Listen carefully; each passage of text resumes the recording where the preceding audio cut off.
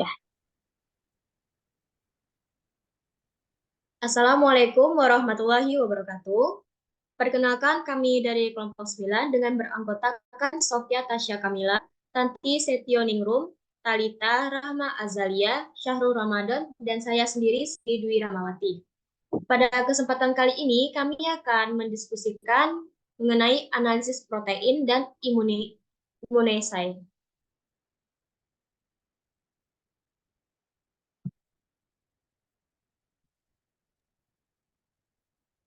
Baik, yang pertama itu di sini ada spesimen yang digunakan. Untuk cara pengambilan spesimen itu yang pertama, pengambilan spesimen dilakukan oleh orang yang sudah ahli. Kedua, pasien diminta untuk mengepalkan tangan, kemudian dipasang tourniquet pada bagian lengan atas. Tiga, bersihkan daerah bagian lengan yang akan ditusuk jarum menggunakan alkohol swab atau kapas alkohol. Keempat, masukkan jarum pada bagian vena dengan sudut 30 derajat. 5. Ambil darah sesuai kebutuhan.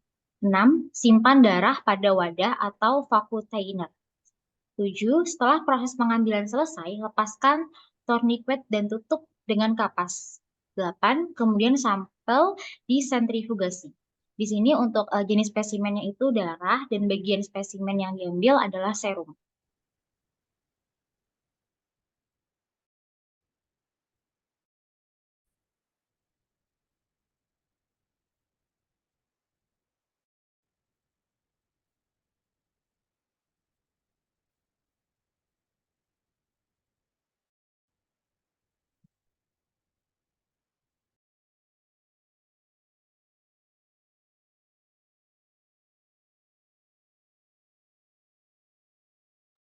Baik, untuk selanjutnya akan menjelaskan mengenai myeloma, pengalaman rumah sakit perusahaan.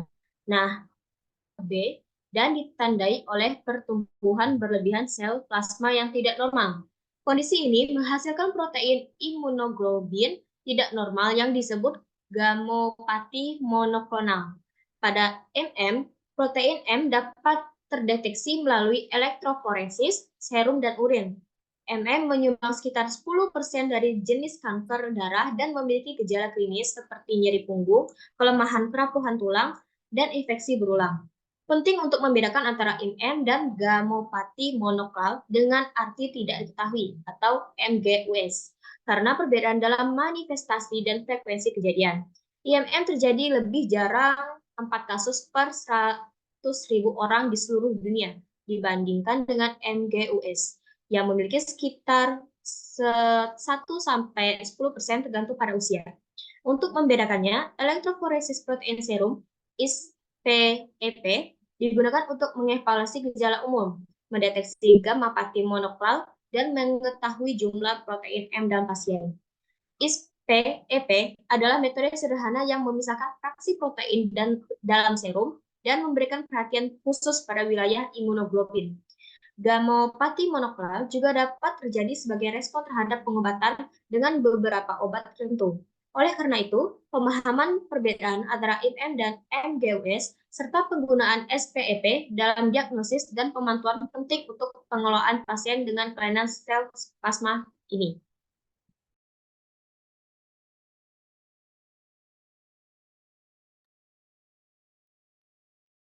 Yang selanjutnya ada subjek penelitian. Jadi sampel serum itu diambil dari 150 kasus suspek MM dilakukan elektroforesis protein serum pada strip selulosa asetat. Nah, 150 sampel serum darah dikumpulkan dari kasus dugaan multiple myeloma dan mereka menjalani SPEP dari Januari 2009 sampai Januari 2010 di Departemen Patologi Rumah Sakit Utama Tata James Hartford. SPEP ini dilakukan pada strip selulosa asetat dengan menggunakan buffer siap pakai pada pH 8,6.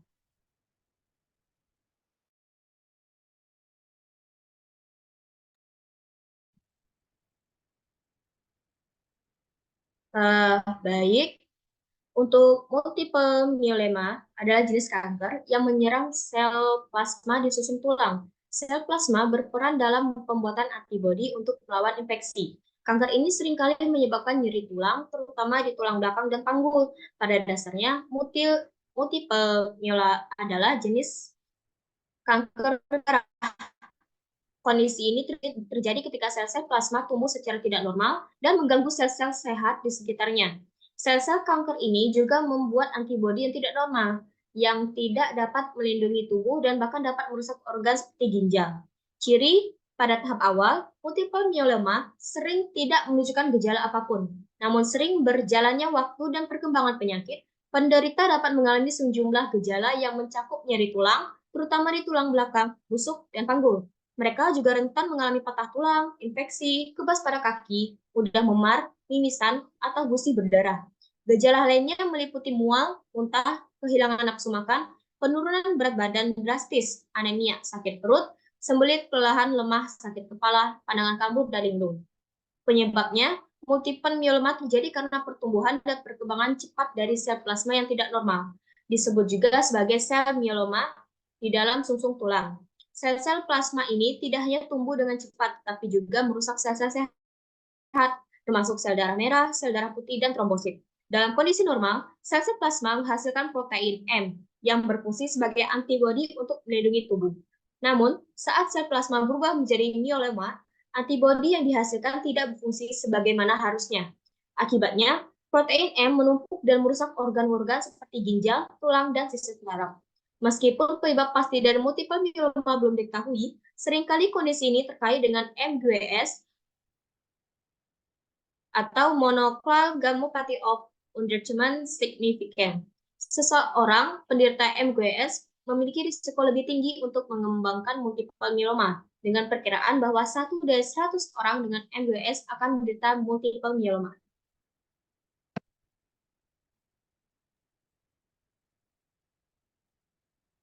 Selanjutnya di sini ada metode yang digunakan yaitu SPEP. Cara pengujiannya, setelah mendapat persetujuan dari Komite Etika Institusi dan Informed Consent, 150 darah sampel dikumpulkan dan mereka menjalani SPEP selama 1 tahun pada Januari 2009 sampai 2010 di Departemen Patologi RS Utama Tata James Hertford. SPEP ini dilakukan pada strip selulosa asetat dengan buffer siap pakai pada pH 8,6. Awalnya, strip direndam dalam larutan buffer dan jumlah buffer berlebih dihilangkan dengan meletakkan di antara 2 kertas saring Whatman nomor 1, lalu strip diletakkan di kompartemen tengah ruang elektroforesis. 2 strip kertas saring diletakkan pada 2 sisi strip untuk menghubungkannya dengan 2 ruang penyangga di kedua sisi ruang elektroforesis. Kemudian 10 mikroliter sampel dimasukkan ke dalam strip di tempat asalnya dan ruang elektroforesis dihubungkan ke power pack untuk dilakukan elektroforesis. Setelah 1 jam, strip dikeluarkan dan diwarnai dengan Ponceu-S setelah dipisahkan dengan reagen yang disediakan di perusahaan yang sama. Fraksi protein yang terpisah dapat divisualisasikan.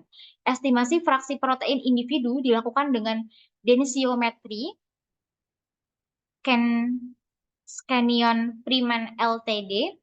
Pita M dapat dideteksi secara visual dan konsentrasi protein M diperkirakan otomatis dengan densiometer. Buffer, reagen pewarnaan dan reagen penghilang noda disediakan Freeman Ltd. Riwayat klinis dan laporan biopsi sumsum tulang dikolerasikan dalam kasus positif Pita M untuk membedakan MM dari kondisi lain.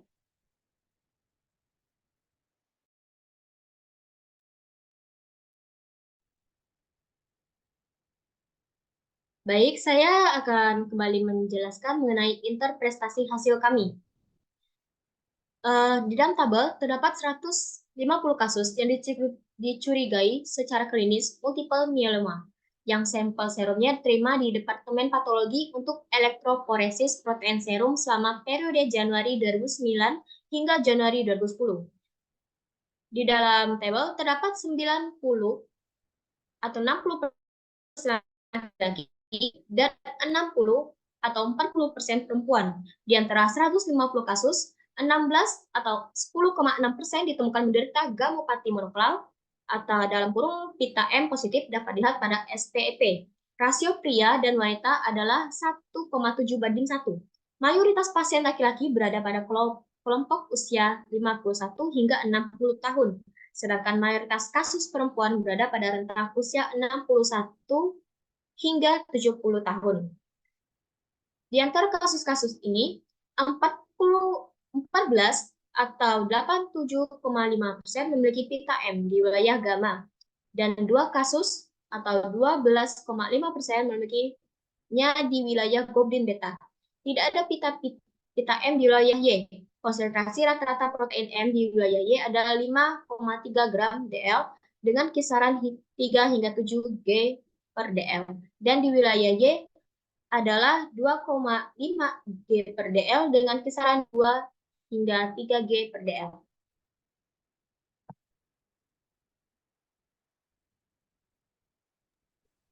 Baik, untuk interpretasi hasil selanjutnya di sini terdapat sebuah perbandingan antara SPEP strip yang mengidap mieloma dan normal. Kemudian di bawahnya ini yang paling terakhir di sini ada diagram lingkaran. Jadi untuk keterangan sendiri, lonjakan mieloma di wilayah Y telah digambarkan pada strip selulosa asetat dan dalam bentuk grafik pada kasus gamopati monoklonal pada gambar kedua. Dan pola SPEP normal pada tabel atau hasil biopsi sumsum tulang kasus positif mieloma ban dikumpulkan. Setelah mengkorelasikan gamopati monoklonal dengan biopsi sumsum tulang dan gambaran klinis, terdapat 15 kasus, sekitar 10% didiagnosis menderita multiple myeloma, dan 1 kasus sekitar 0,66% menderita MGUS. Presentasi sel myeloma di sumsum tulang bervariasi dan berkisar antara 12% hingga 65% pada kasus multiple myeloma. Tidak ada pita M di wilayah Y, dan konsentrasi rata-rata protein M di wilayah Y adalah 5,3 gram per DL dengan kisaran 3 hingga 7 gram per DL, dan di wilayah Y adalah 2,5 gram per DL dengan kisaran 2 hingga 3 gram per DL. Di antara kasus-kasus ini, sekitar 14, yaitu sekitar 87,5% memiliki pita myeloma di wilayah gamma Y, dan 2 kasus, yaitu 12,5% memilikinya di wilayah globin beta Y. Seiring dengan paraproteinemia, pola SPEP lain yang ditemukan dalam penelitian kami adalah pola peradangan kronis, peradangan akut, anemia defisiensi besi, dan pola normal yang ditunjukkan pada gambar 4 dalam diagram lingkaran.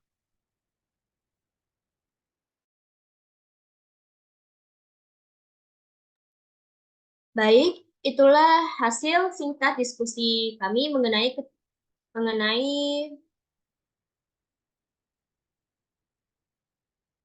analisis protein dan imunosit. Semoga dapat bermanfaat bagi kita semua. Apabila ada sepatah kata yang salah di saat penyampaian, harap mohon dimaafkan dan dimohon untuk dikoreksi kembali. Saya selaku moderator Cindy Duremwati dan rekan saya memohon undur diri. Wassalamualaikum warahmatullahi wabarakatuh.